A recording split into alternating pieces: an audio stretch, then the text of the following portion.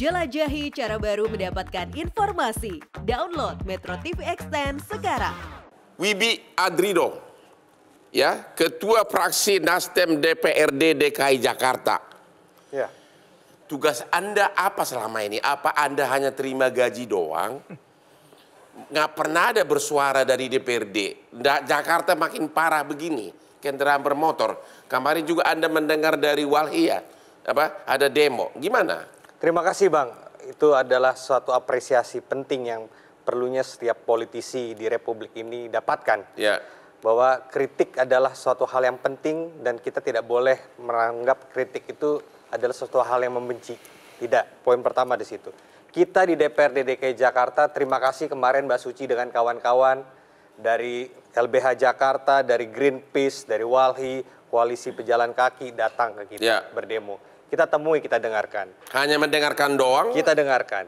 Karena posisi daripada DPRD DKI Jakarta pada saat ini memang fungsi-fungsinya terbatas dengan hanya sifatnya controlling dan mengawasi. Karena pengambil eksekusi adalah Gubernur, Sekyu, hari ini PJ Gubernur.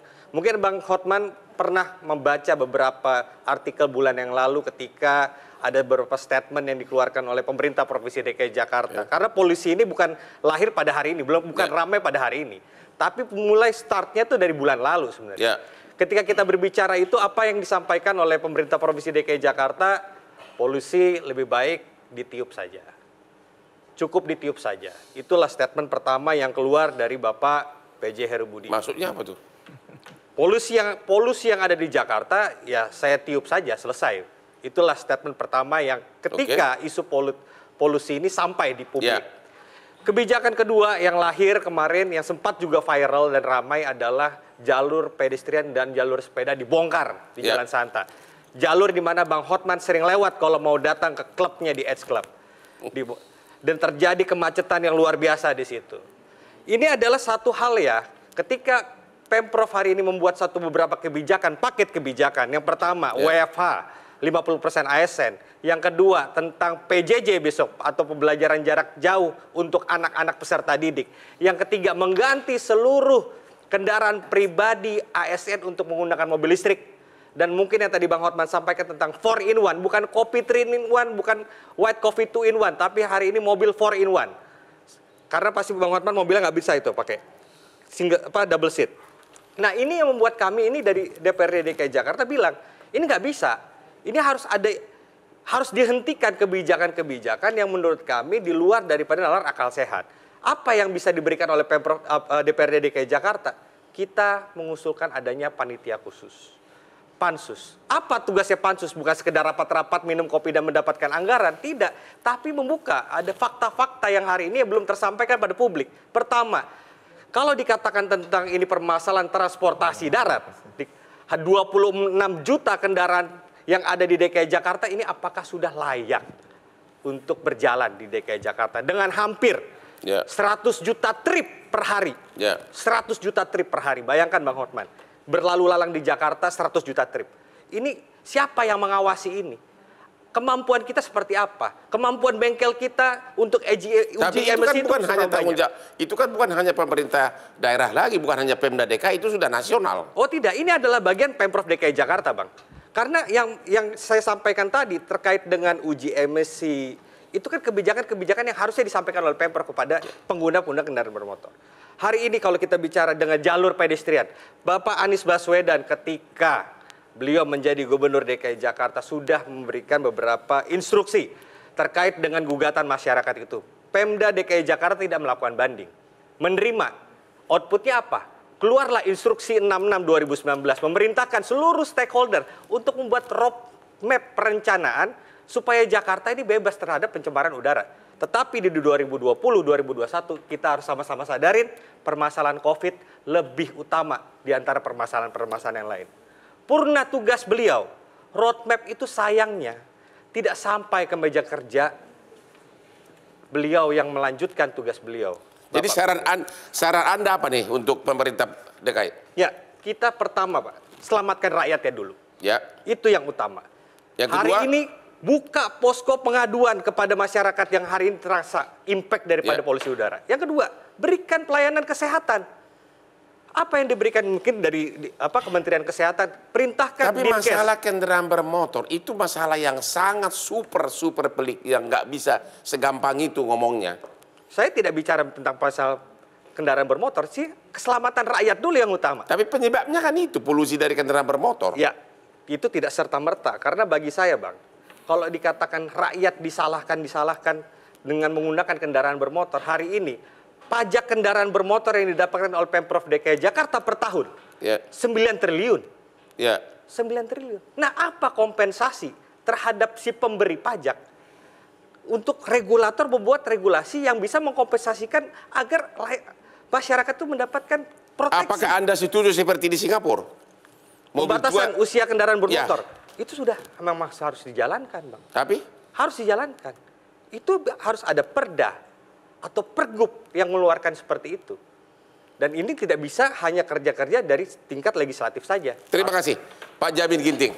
Pak Jamin, Anda sebagai ahli hukum, Anda mengamati ini, apa pandangan Anda? Terutama tadi yang pemerintah dikalahkan oleh pengadilan karena dianggap tidak melaksanakan kewajibannya untuk lingkungan hidup, tapi malah kasasi. Ya. Tapi di satu pihak ngaku akan berbuat baik. Ya. Pandangan Anda, Pak? Ya, jadi putusan itu menyatakan bahwa beberapa pihak yang menjadi pihak di sini telah melakukan perbuatan melawan hukum Karena tidak melakukan pengetatan terhadap baku mutu udara ambien nasional, itu tidak dilakukan. Ya. Sehingga diwajibkan untuk Presiden mengetatkan baku mutu udara ambien nasional agar cukup melindungi kesehatan. Bukan hanya manusia, lingkungan, dan ekosistem. Ya. Termasuk kesehatan tadi yang disampaikan, populasi yang sensitif. Ya.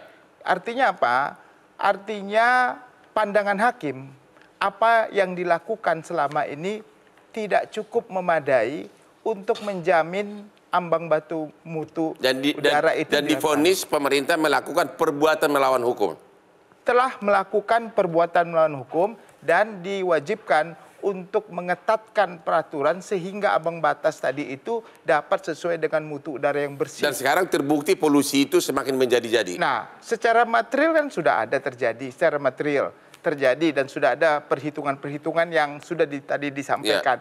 Nah, upaya kasasi itu saya kira nggak perlu dilakukan. Yang perlu dilakukan adalah memperbaiki dan melaksanakan apa yang diperintahkan oleh... Karena tujuan kasasi kan membatalkan putusan yang mengalahkan, begitu kan? Ya, itu kan kejadian yang sudah terjadi, sehingga dia harus melaksanakan isi putusan. Bukan berargumentasi kalau saya sudah melakukan sesuai dengan apa yang diperintahkan, tapi realita materialnya nggak seperti itu. Nggak terbukti. Tidak terbukti. Jadi itu harusnya tidak dilakukan upaya kasasi. Ya makanya gimana nih Pak Rasyo? Kok Bapak kasasi itu bukan?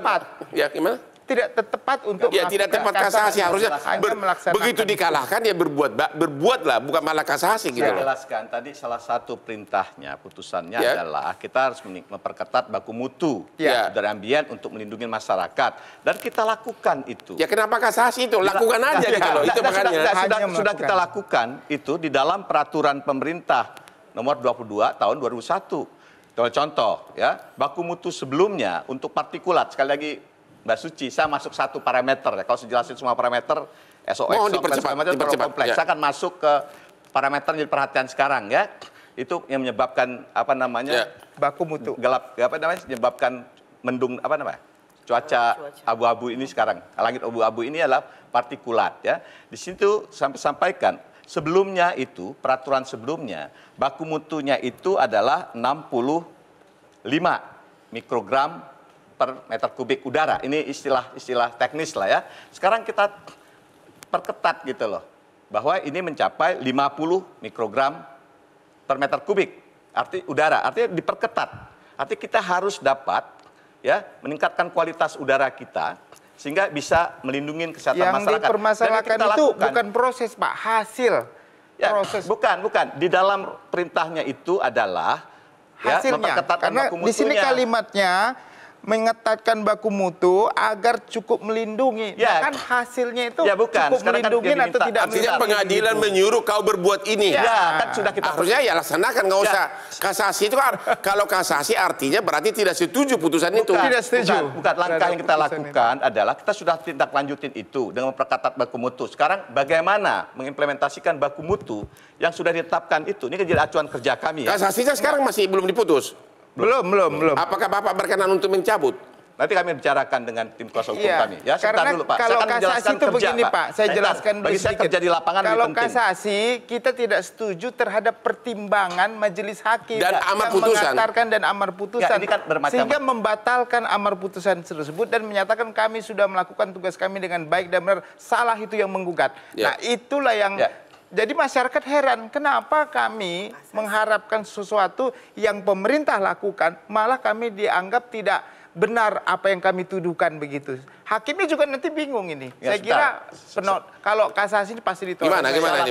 Sebentar. Maksudnya Sebentar. memang benar Pak. Ya. Mahasiswa hukum pun tahu kalau kasasi itu Ya. artinya batalkan Ya. putusan. Berarti Bapak nggak setuju. Ya, saya bicara tentang praktek yang dilakukan secara tindak lanjut situ ya. Pertama adalah kita memperketat ya baku mutu udara ambiennya untuk melindungi masyarakat kita, termasuk melindungi kesehatan kita. Kemudian bagaimana implementasi di lapangannya? Ya, kami menerapkan berbagai macam instrumen untuk meningkatkan kepatuhan. Sejak kapan itu diterapkan?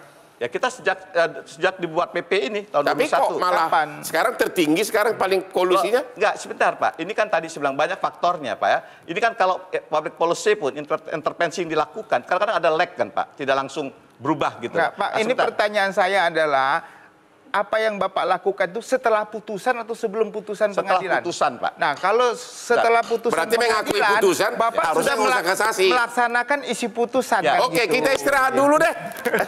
Ketemu lagi setelah yang berikut ini.